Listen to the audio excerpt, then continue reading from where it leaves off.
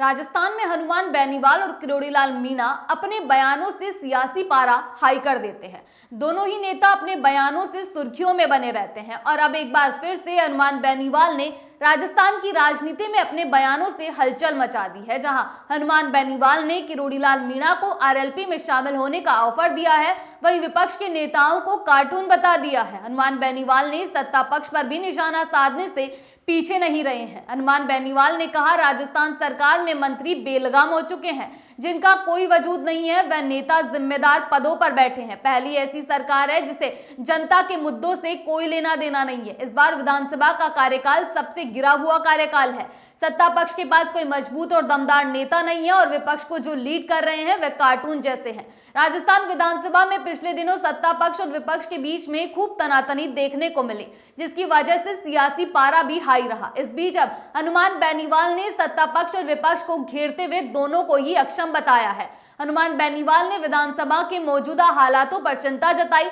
बेनीवाल ने कहा कि राजस्थान की जनता भाजपा और कांग्रेस दोनों से ही उब चुकी है।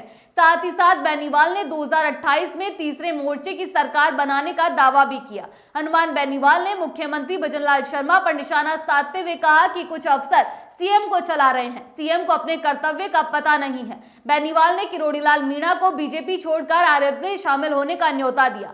बेनीवाल ने कहा कि आरएलपी के दरवाजे हमेशा उनके लिए खुले हुए हैं। हमने पहले भी कई लड़ाई साथ में मिलकर लड़ी है। अगर किरोड़ीलाल मीणा भाजपा में घुटन महसूस कर रहे हैं तो वे हमारे साथ आकर जनता के मुद्दों की लड़ाई लड़े। हम फिर से तीसरा मोर्चा बनाते हैं। विधानसभा में हुए गतिरोध पर बेनीवाल ने कांग्रेस पर भी जमकर हमला बोला। हनुमान ने कहा कि कांग्रेस को जब माफी मांगनी थी तो 7 दिन क्यों खराब किए। भारतीय जनता पार्टी के नेताओं को भी कांग्रेस को जलील करने का मौका मिला। हनुमान बेनीवाल ने कहा कि जनता के टैक्स का पैसा बर्बाद हुआ और आखिर में झुकना कांग्रेस को ही पड़ा। कांग्रेस को 2 बार माफी मांगनी पड़ी। हनुमान बेनीवाल ने मंत्री अविनाश गहलोत की ओर से इंदिरा गांधी पर दिए गए बयान को गलत बताया। कहा, इस तरह का बयान नहीं देना चाहिए था। हनुमान बेनीवाल ने भाजपा सरकार पर भी हमला करते हुए कहा कि प्रदेश में कानून व्यवस्था पूरी तरह से फेल हो चुकी है। उन्होंने कहा कि खनन माफिया हावी हैं और पेपर लीक मामले में कोई कार्रवाई नहीं हुई है। अविनाश गहलोत हो या फिर कन्हैयालाल चौधरी हो, ऐसे मंत्री आ गए हैं जो अपनी मनमर्जी कर रहे हैं। पीएचडी मंत्री तो अपने परिवार वालों को ही ठेके देने में लगे हुए हैं।